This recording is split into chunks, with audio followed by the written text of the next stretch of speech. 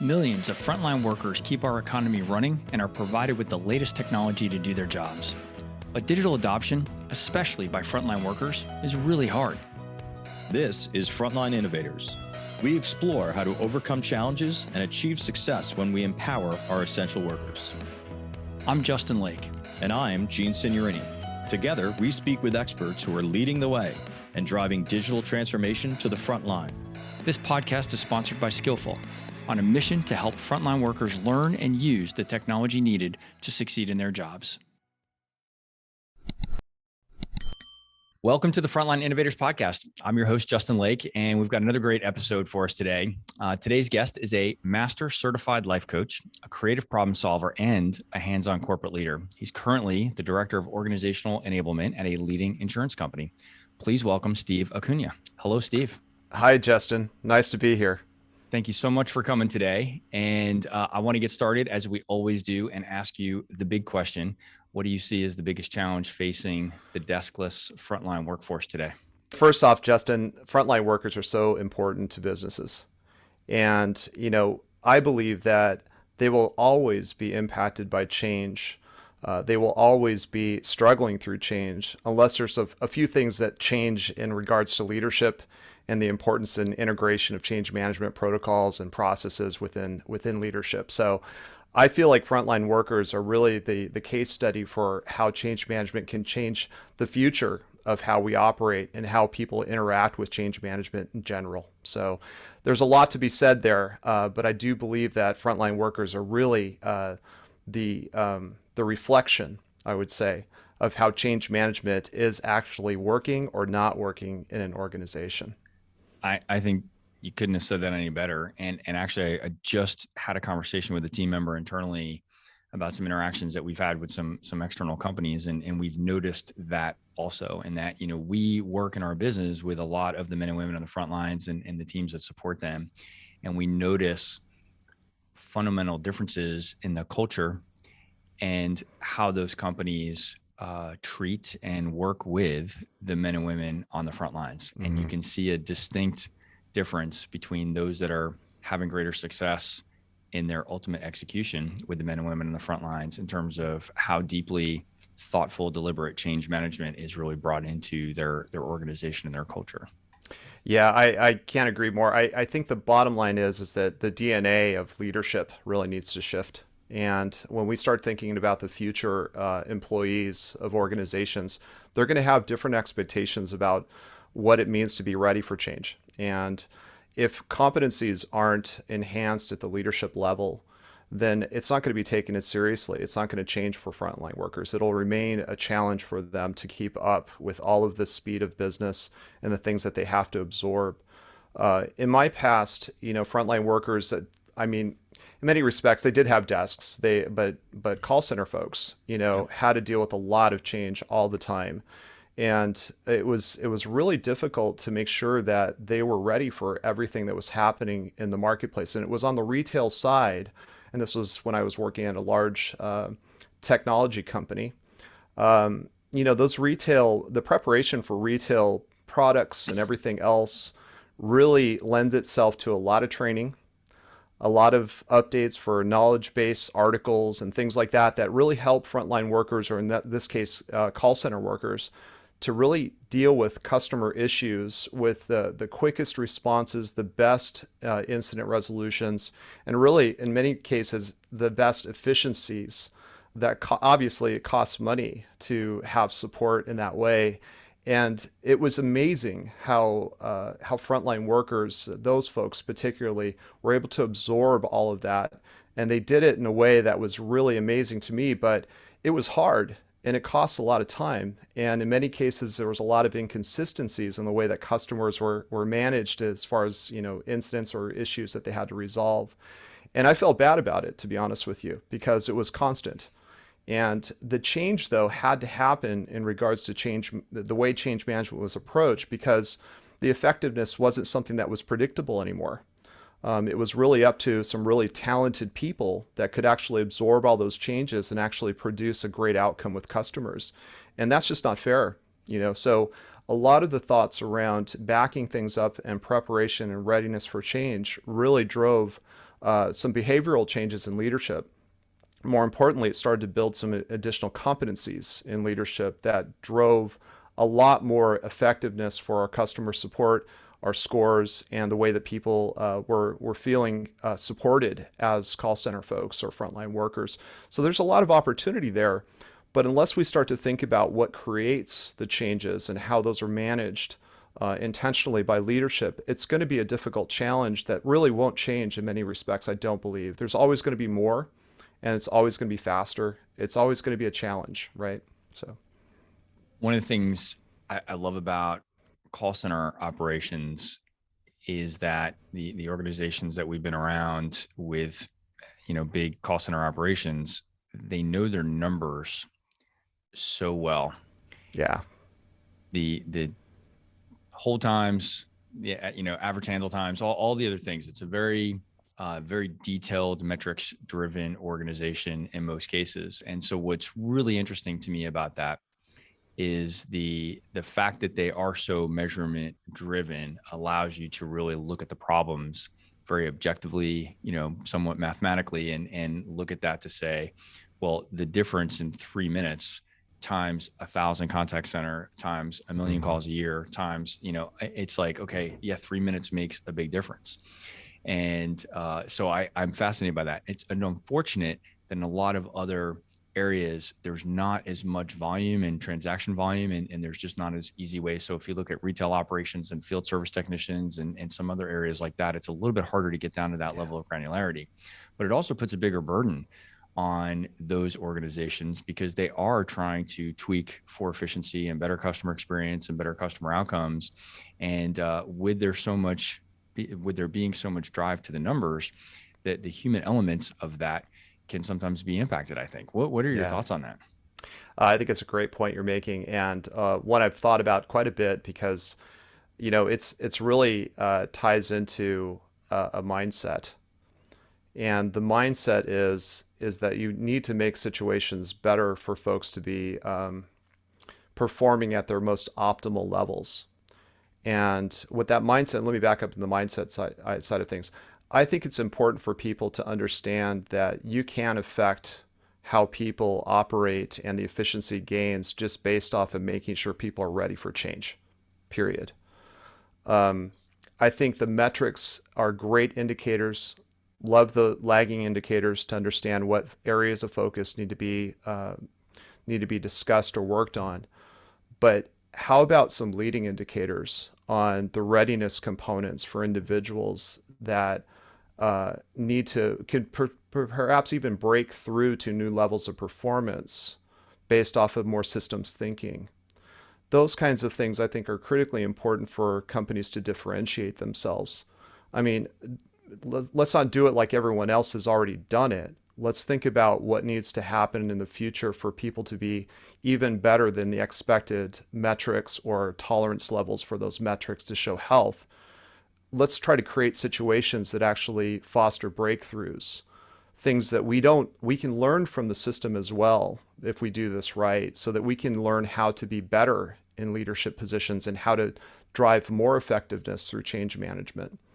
But I do think that, the metrics side of it helps because it gives people at least a lens to think about where are the opportunities. But it's not just, how fast you can finish a call to save the time, to save the, minute rate, if you will. It's really about how customers feel about the interaction and the confidence of those individuals on the front lines.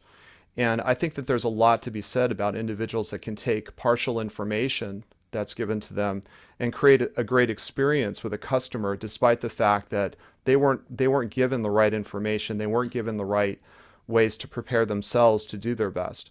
What if that was flipped and we were able to do that and give people what they need to do their absolute best? What would happen? What are the possibilities? What would the system teach us in order for us to gain a new frame of reference and understand what we need to do differently to actually create new levels of tolerance that are higher than we expected before? We don't create a lot of possibilities for ourselves when we're looking at lagging indicators. The leading indicators, I think, are really interesting. Lagging indicators are great to have and expected to have. But I always try to think about what can we do that's different that can actually differentiate the business. And I think that perspective is something that I try to work on a lot in my work, because it's not about what we've done in the past. It's what we're going to do from this point forward. Yeah. Well, what you're saying there is, what can we do that's different? That's at the core of innovation, which is really what this podcast is about, right? It's innovating on the front lines and looking for ways that we can do things differently to get, as you said, those kind of breakthroughs on the other side. So I want to table that for a moment, because I find I'm already getting into the conversation with you, and I haven't even given the audience a chance to know who it is that they're hearing from here. So let's take a step back, if we can, and share a little bit about your background with us. How did you end up in a role like the one that you're in today, and what brought you into change management? Yeah, so this is probably going to be a little longer of a story than you probably expected, but I've been in business for over 25 years now. I've been working across 5 different industries, in both IC level work where I was the person driving all of the work and the preparation for large, sometimes national and international projects. I got into leadership because I really felt like I could make a difference, because I understood what it was like to be an IC. And so when I got into leadership back in the day, I was working in technology industry.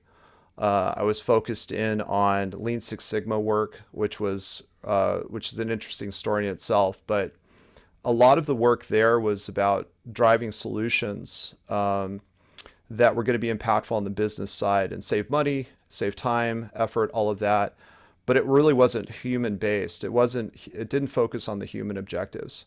Readiness for things that were big shifts in the business were just, did the training get deployed? Did people take the training? Oh, okay, we're good. Did they get the announcement? Very simple ways for people to just know what's happening, but not necessarily be prepared for what's coming. And so those kinds of things I started to recognize back in those days that something has to change. We're finding roadblocks in our performance, and certainly the projects that we were driving weren't as successful as they could have been. And it was really about that change management element. And so when I started to progress in my work and my career, I worked in the banking industry for a number of years, doing similar work, but also with a lot more of the empathetic nature of the work, trying to drive better changes, trying to include people in the work itself and into the solutioning so that they're bought in, so they understand what's happening and they're also part of the solutions. In fact, their ideas are energized or activated within those solutions. Very different approach, but in those days, it wasn't really, there wasn't really a lot of methodology, if you will, that was consistent. It was more like just doing the right thing because you got better results. But as I progressed in my career, continuing into the technology industry after that, I started to recognize that this is a thing, right? Change management is a thing, and it's really starting to be recognized much more as a differentiator for businesses to outperform one another. Because obviously, if you can make the change happen, that's great. Great deployment. Wonderful deployment, but is it going to get you the performance, the outcomes, the results that you expected? And that's when you start to switch from the deployment statements to implementation, where you're actually talking about integration of the work into existing processes, or even driving, new behaviors, new ways of people to interact with each other, new technologies to collaborate with. Those are the kinds of things that really led us to another way of thinking about what success means when it comes to running great projects and getting work that is successfully implemented.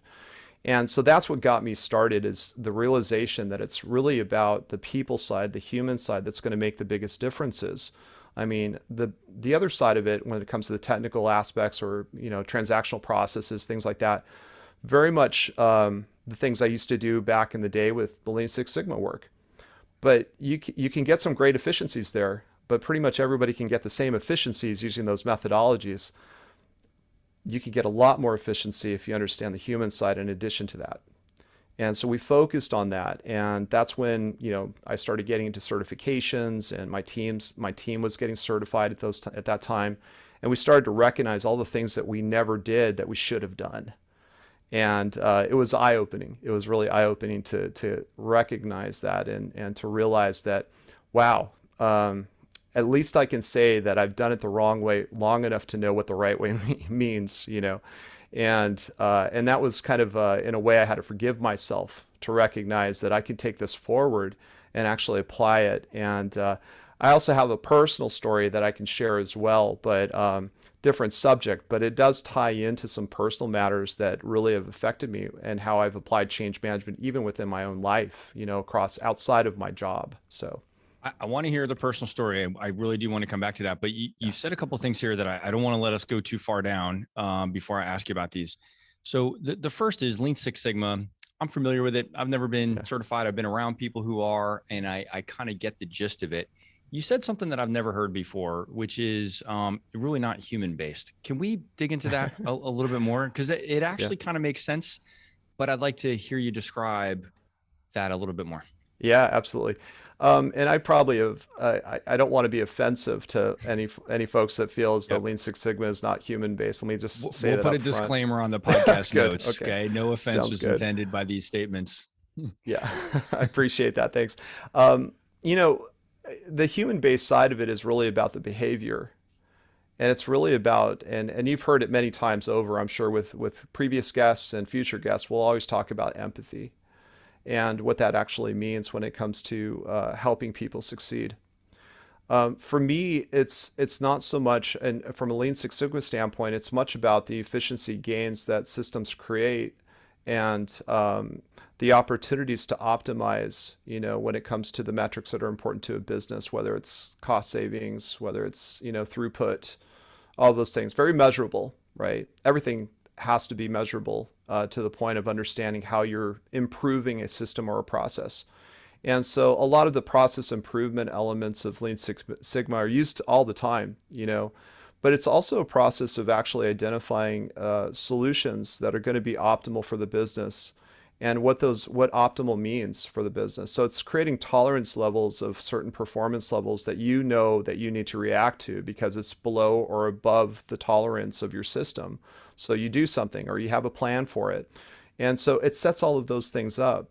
You could set all of those things up and still miss the mark when it comes to the people side. So when I say human-based, I'm talking about people's ability to, the speed to competency. Are people aware? Do they understand? Do they have the knowledge? Do they have the support system in order to maintain the performance that perhaps a Lean Six Sigma project would produce based off of what you see, measure, and the key for this, though, is to actually make that complementary. You know, it's an additive component to say that I've got a great process, but I also have people that are ready to perform in that process. And that's the difference. So in my earlier days, it was really about building a great process and then getting on to the next one. You know, it was kind of like that, where it wasn't, you know, things like change management and helping people to, with the support necessary for performance on the human side of things. At that point in time, given my frame of reference and my immaturity, actually, in the corporate world, I would have said that's a waste of time. I mean, this is preventing us from getting that next project that we've got to land, because that's just another set of strategies that we've got to get to. And that's the kind of thinking that I grew up in business initially, but recognized over time, very short period of time, that wasn't enough. That will never be enough. And so the human side of it is really about trying to understand how people learn, how they absorb information in a way that's going to be retained. Also, we got to realize too that a lot of the folks that you're actually talking about that are frontline aren't paid that much. You know, sometimes they aren't the ones that are necessarily. There's a retention issue a lot of times with those lines of work, yet they're so essential for a business, right? So if you don't take those things into account, you in essence could create a fantastic process, but people that can't perform within it and certainly don't elevate it. Yeah. Let me ask you something else. This is a little bit of a negative bias here, but I do want to ask your take on this. Do you think any times the humans might um, have incentive to sabotage a super efficient process? I think that there's resistance in every system to Mm-hmm. change, Yep. and how people react to the resistance could go that way for sure. Yeah. Um, I think resistance can also just be people asking questions to just get smart about the situation. Whereas, some individuals might say, I just don't want this to work at all. Yeah. And I'm going to do something about that. I haven't experienced that very often. I've had pretty highly resistant individuals for change. There's usually some backstories about that, and usually it's because they haven't really been helped through changes in the past, and they Right. have assumptions around what that's going to turn into for them. Yeah. Um, but So I I've do, heard some yeah, other guests have referred to that as change legacy, right? Some of the bad hmm experiences that they've had in the past exactly, are affecting how they're absorbing this change now. So exactly. I can be taught things, believe it or not. And I've learned that that's been maybe one of the most powerful learnings that I've had is that we don't get the luxury of starting with a clean slate because humans are humans, right? And that we can say we should clean the slate and start from scratch. But the reality is we are dealing with any potential burdens from past experiences of the men Exactly. and women at this company or maybe at a previous experience that they've had. And we have to take that into account. So sorry to interrupt, but that is, Oh, I think that's an important point. it's a very important point, and that kind of quote unquote baggage that we Mm-hmm. carry. Um, those are in many respects what we're doing with change management. This might get a little philosophical for a moment, but when it comes to change management, we're actually asking people to create new agreements, not just for the process, but agreements for themselves. We're asking them to do something that they may have not, they've done perhaps, the same way for a number of years. We have some folks that have done the same processes for 30 years, and we're asking them to change them now. Like, what does that mean for them? Like, how do they incorporate that into the value statements that they wake up and go to bed with every night for themselves, right? Mm-hmm. Because it's so different. And I think that those agreements are really some of the burden that people carry because of the trauma of bad change management or some type of situation that didn't go as expected. And there's almost like a piece of them stuck in that history. And part of the human objectives of this is to really find ways to help people to discover that they can believe again. There are people that care about the situation. They want to make it better because they're driven and they see it as part of their calling to make it better. And I'm one of those individuals, as well as all the hosts, all the guests that you have, are all part of a community of people that are all trying to create that type of environment within their businesses. Right. And sometimes it's hard to convince people that we're actually telling the truth when we say we want to help. And that to me is a symptom of a sick system that really needs to get healed up. Yeah. So, When you talked about something earlier, one more thing that I wanted to come back to before we get too yeah. far down the road here. You said this in a way that I hadn't heard it said before. It's that people can know what's happening, but not necessarily be prepared to change. Mhm. And I thought that was pretty interesting. I think I don't want to put words in your mouth, but the way that I perceived that was maybe people that are only doing the basics of communication from an awareness standpoint, but haven't really completed the full scope of that. Mm. Tell me what you're thinking on that. Yeah. So there's to me um, there's almost levels of acceptance of change management that we're all on. This is a little philosophical, but I think about these things this way because I try to be innovative in the way I explain, what can be done differently in change management in my organization and in my past. What I mean by levels of change management is that I think that there's really important aspects of having a methodology that everyone follows. That to me is level one, right? In fact, just having a change management methodology that everyone agrees to use is level one, right? Checking the boxes, doing the basic things, making sure stuff is just tight and makes sense and is sequenced in a way that's going to help people to prepare for change. I think that's great. Do more of that all the time. The next level, though, is when we start to think a little bit more about what does it mean to not only have the process of change management in place, but to actually believe it, to actually want to make it better than just the process alone? So what does that mean? To me, that means you're actually taking on more of the empathetic nature of what change management is about. It's trying to understand how to help people to be successful in a difficult situation. And that to me is kind of like a level 2 type of approach. The level 3 is something that I've been really thinking a lot about. And this kind of ties a little bit more into your personal connection to change management. Eventually, change management starts to teach the teacher, I believe. In many cases, me watching folks go through the process of change management, understanding the empathetic nature of it, seeing how people respond to it positively, but then asking myself, have I really integrated these concepts into what it means for me to drive change? Have I actually applied this in a way that's outside of work that helps me in my life? And that's the kind of level 3 that I kind of am in now, where I'm starting to think about change management is not so much what I do in a 9-to-5 job, it's really what I've become, and how it's taught me is really through some personal experiences that I've actually gotten into, that have allowed me the opportunity to learn more about applying change management in a personal way, but also to enhance and to stabilize and even strengthen my professional way of doing it. And so there's a lot to be said about, where you're at in that, continuum.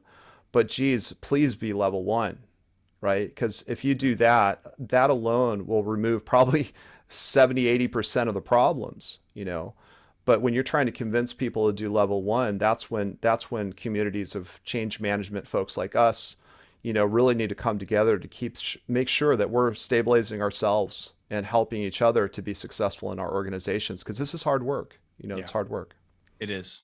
And it takes a lot of discipline and focus, being very deliberate. And that's where I say, looking at different company cultures and just the culture within even segments of an organization in a really massive company, it takes a lot more than just checking the boxes. Although, as you've said, maybe just checking the boxes would be a good step 1, just to be starting to think in these terms. But there's definitely an evolution that needs to take place. And some of our podcast guests have actually done a great job of describing the evolution that they and their companies have gone through as they started to build an OCM competency inside their organization. And that's really, it's exciting to hear companies talk or people talk about what's happening in their companies. Yeah, absolutely. You mentioned, Steve, I want to get back to this now. So I wanted to cover off on a couple of those topics, but you mentioned some personal experiences that you've had that have kind of influenced who you are as a change management professional. Tell me a little bit more about that. Yeah, there's just some personal things that have happened in my life that have really kind of helped me turn the corner to understand, in that last when I was expressing the levels, like what level 3 means to me. What does it mean to actually integrate this concept into my life? So about 4 or 5 years ago, my son was diagnosed with papillary thyroid cancer, and he was 14 at the time. And, I felt like I was on top of my game, when it came to change management and, my career and what I was doing. I felt like I was really in a good place. But that situation threw us for a loop. And what it started to do is really challenge my ability to keep balance of being a positive change agent at my workplace and then coming home and being affected by change in a way that just makes you crumble. He's fine, by the way. I'll start with that. He's done some great work at some fantastic, talk about, great nurses and surgeons and all sorts of support that we've had. He's doing great. I just want to mention that up front. Thank you. But the one thing, though, that wasn't so great is how to deal with the process of change. And in many cases, the process, the change curve, as you all know, is really something that foundationally we all go through. And it's, in many cases, it's aligned with just the grieving process as well, letting go of, what you were used to and starting to accept what you need to accept, because it's what you've become, or what you are, or what you will be.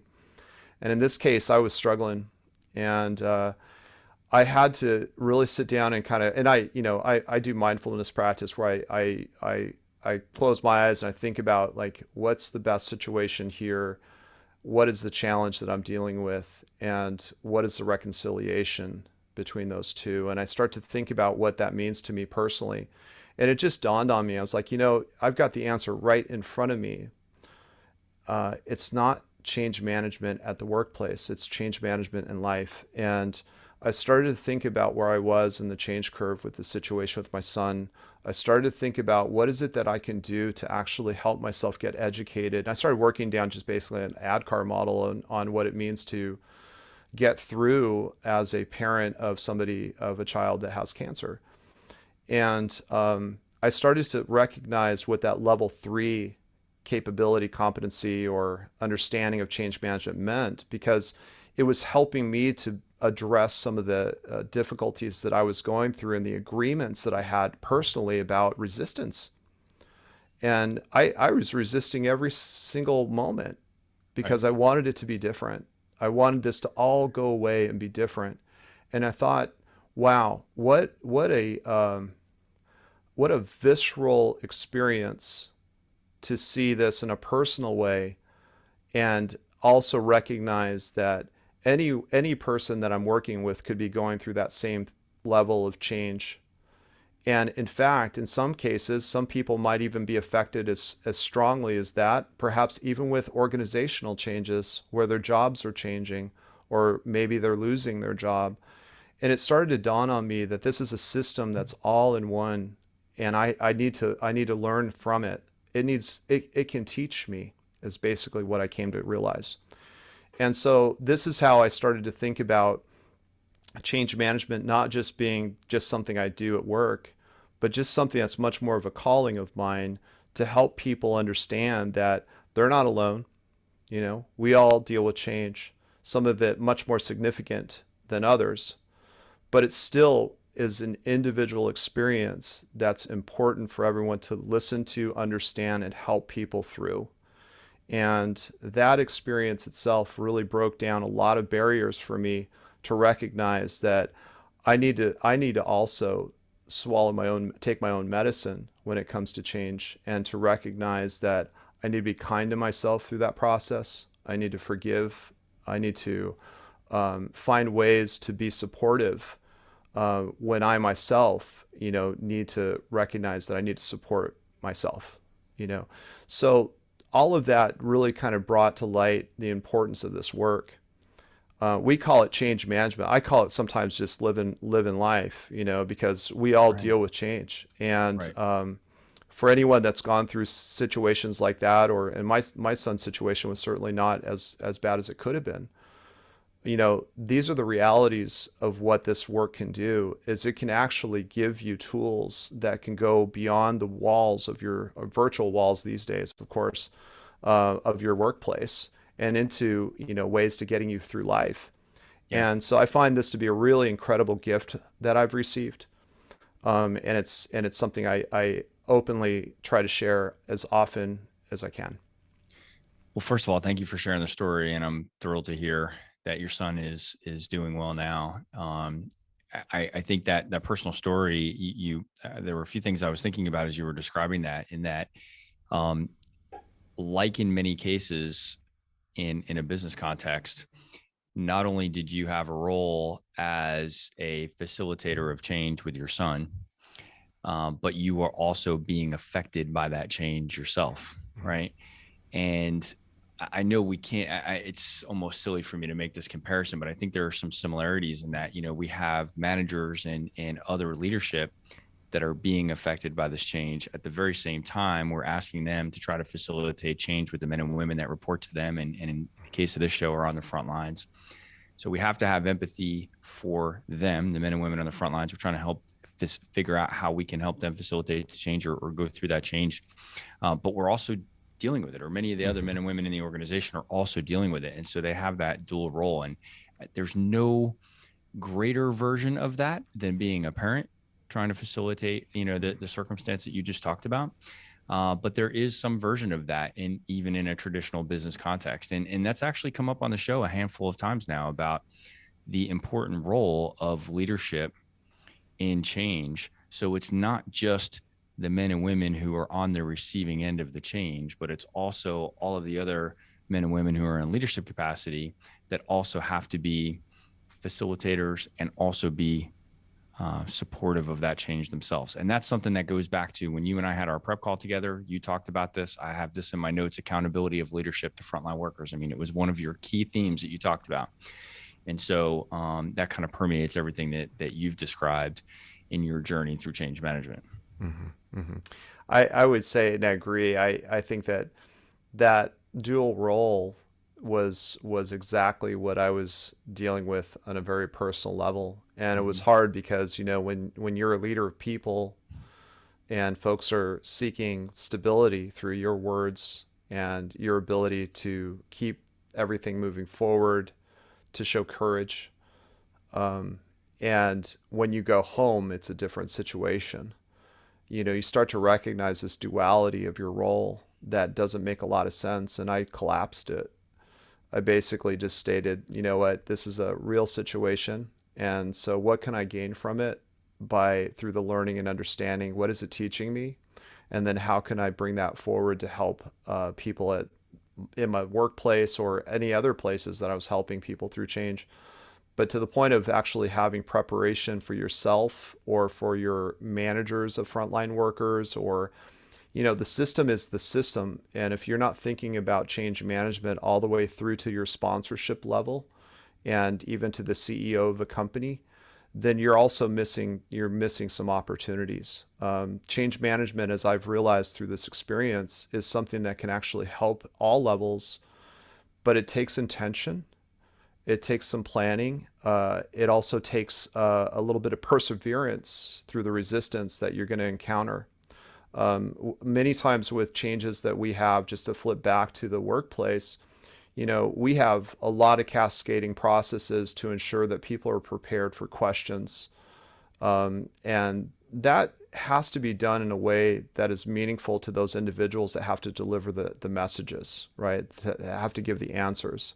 If you're not taking care of the folks that are essentially carrying the message, managers, directors, leadership, then you basically have individuals that are going to be not as prepared for addressing the resistance they'll be the first ones to be feeling that resistance. And sometimes if you don't do that well, then you're going to be in a situation where you're going to have resistance that has some teeth to it, because you have leaders that represent larger portions of the organization that they've stopped believing. And so the fostering of the belief component is something I think that's really important, and it takes some time and it takes attention. You have to build that into the plan. You can't expect leaders to just all of a sudden feel as though you're a leader, you work here, carry the message, go forth, make it happen. No, they're actually individuals that are trying to absorb change just a little bit faster than the folks that work for them, so that they can at least have some stability and maintain some kind of credibility with their folks when they themselves have to deliver some message that they don't agree, that the folks don't agree with. We have to invest in those things. And for me, it became that lesson, that personal lesson made me realize that it's all one and the same. You have to just start taking things as they are, speak truth, speak with honesty, be open, be transparent, share the struggle so that people can understand how to help themselves and you ultimately through that struggle as a change leader. These kinds of things also have byproducts that are so important, such as trust, and that has to be something that's just bedrock in the organization. We talk about trust all the time. These are the actual events that create it. Yeah. And so if you're not investing in it, I think you're missing opportunities. And I know in my past, when I wasn't so much into the change management, much more into the process improvement stuff, I missed a lot of opportunities. And because of a lack of trust? I think I missed a lot of opportunities to build trust. Right. Okay. Because of the lack of preparation that I didn't really put forth to individuals that were affected by change. Right. And so that's a mistake. I don't even call it a mistake. I just call it a lesson I learned. And right. I think it was a great lesson because it's brought me to who I am now. It's one of those elements that has brought me to who I am now. So it's all appreciated, but I recognize why it's important to do it differently. Yeah. So going back to the point that you made just about leadership and their embrace of change and them needing to be on board, and they're learning things maybe only a little bit earlier, but probably at a lot faster pace than what they're going to be delivering this news. What advice would you give to the folks in our audience about how to do that effectively? Can you share a story with us, maybe about an Yeah. example of when you've done that? Yeah, I think I have too many stories, because I think that it's really interesting, but the role of leadership and the personality that goes along with that is, we always think of, individuals that are self-driven, confident, can set direction, have the answers, have the courage, right? They're the ones that are going to step out and step up, right? When it comes to change that an individual doesn't understand, or they start right at the beginning of the change curve and they start to resist, you know, um, that is something that needs to be paid attention to, but not necessarily just the change manager. The leader needs to pay attention. There's a self-evaluation piece that we work on, which is about making sure that leaders are also trained in change management, and not only just trained, but in many respects accredited to the point where they understand themselves in the situation. So this isn't a battle of wills. This is an understanding of evolution that they need to commit to. Now, how they commit is their journey. I can't solve things that are in someone's mind. I can certainly give information, direction, motivation, inspiration, whatever else you want to name, to help an individual recognize why it's important to do something differently. But what the individual has to do is recognize that it is part of the work, it's part of the job to actually do this well. What really gets under my skin sometimes is when people feel as though change management is a bolt-on. It's not a bolt-on. It's actually leadership. It's actually what it means to be. So when I think about leaders that I look up to, they're some of the best change agents, change champions that I've known, right? Right. Why do I look up to them? Because they're self-aware and Right. they recognize that this is what it means for them to be a solid leader. Now, I recognize that that might be a controversial statement. Some people might define leadership in a different way. We're talking about change management. We're talking about frontline workers that may not be ready. We're talking about situations that could potentially be preventable with better accountability and competency of change management within leadership ranks. So we invest in that. I invest in that all the time because I recognize that I'm one of those leaders and I need to also model it. So, Yeah. but it's really, really an important point you're raising. Well, one of the things that's come up a lot on the show, and many people have talked about this in the answer to the first question, which is what is the biggest challenge facing the frontline workforce, is the pace and frequency of change. And if we acknowledge that, and I don't think I'd get many people to disagree with that, right? Men and women on the front line are dealing with unprecedented change. Yeah. And at the same time, we haven't necessarily redefined the role of leadership for the men and women on the front lines. Yeah. And we have to, because of everything that you just said, right? So we can't expect just the people on the front lines to be receivers of all of this change and expect them to adopt it at greater pace and not look a level or two or three into the organization and say, well, everybody else in the organization also needs to improve their leadership skills so that change management becomes a core component of what they're doing. Mm-hmm. And it's when we don't raise the expectations or change the definition of leadership in those roles that we see things start to break, because the expectation is just that, this flood of change gets pushed down to the field. Literally, I've heard the adoption rates of technology that I've heard from customers from my day business, it's astounding. I'm not even going to say the numbers here because I don't want anybody connected back to proper names of maybe companies that they know that I work with, but it's astounding the millions or tens of millions of dollars that are being invested in technology. And then we're not dealing with these things correctly. And the adoption rates of that technology are abysmal and embarrassing, frankly. And I think a lot of it comes down to what you just said. I think there's such a massive opportunity for improvement in how we help the men and women, the frontline leadership, develop their skills as leaders so that they can improve the facilitation of that change with the people that work for them. Yeah, I agree. One of the most important aspects of that is to have positive reinforcement. Mm-hmm. Like, this isn't just like, putting a project out and having decent performance because you did change management. How about relating people's bonuses to how effective this process or methodology has become within an organization? Yeah. And then I can tell you, the effectiveness of when change management projects and the work is done with intention, people have breakthroughs on a personal level about what they never thought they could do.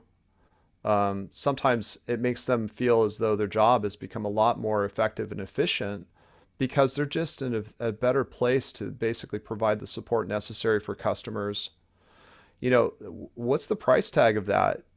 When it comes to that individual going home feeling happy, I can tell you the price tag of it of losing an individual though, because they're unhappy. Right. And in these days, when it comes to the future proofing of leadership, it has to be about what people's expectations have evolved into. I mean, we've come from a pandemic that has basically turned, work location up on its head, because ultimately it's not even an importance when it comes to what we do as an organization. Who cares where you work? We have the technology to persevere and deal with all of that. But what's most important to me is the fact that people are setting expectations for themselves about what their work-life balance looks like, what their regular life looks like. And ultimately, that's going to start to really affect what companies people are going to stick with. And we all know, and we've seen all of this stuff about, the Great Resignation, things like that. I don't think it's a point in time. I think it's a mindset. I think that the expectations have already changed, and leaders have to recognize that part of this is getting good at change management and understanding that support system is what creates job satisfaction. So I think there could not be a better place for us to wrap this up. We are out of time. And I think that last point that you made, the Great Resignation is not just a traditional retention and recruiting problem that has to be solved. I mean, that's the tactical stuff that needs to be put into place now in order to resolve this. But there's a much deeper philosophical thing going on in the workforce today. And it's going to require everybody in every organization to level up on a leadership standpoint and really think about how to facilitate change, all the things that we talked about that I don't need to repeat, but I think that's such a key part of the Great Resignation and what will ultimately be seen as, the solution to really starting to level things out in that area. So Steve, I really appreciate, in particular, I appreciate you sharing some of the personal examples. So thank you for sharing that. But thank you for just sharing your entire background and what's led you to doing the things that you're doing today. It's been a fantastic conversation. Thank you. Thanks so much, Justin. It's great to be here. Excellent. Well, I do need to wrap it up. And for the audience, I hope you found this conversation as enjoyable as I have. If so, please share and rate the podcast. 5-star ratings help ensure that it gets promoted to other professionals like you that are innovating on the front lines. And a reminder that this podcast is sponsored by Skillful, the mobile digital adoption platform for deskless and frontline workers. Visit the website at skillful.com. That's SKYLLFUL.com. And you hear me talk about this on the show all the time, but we're always looking for other folks to come and join us as a guest on the show. So if you know somebody else that's out there innovating on the front lines, we'd love to hear about it. Reach out to me on LinkedIn and share their story or your story, and we'd love to get you on the next episode. Steve, thanks again for joining us today. Thanks so much. All right.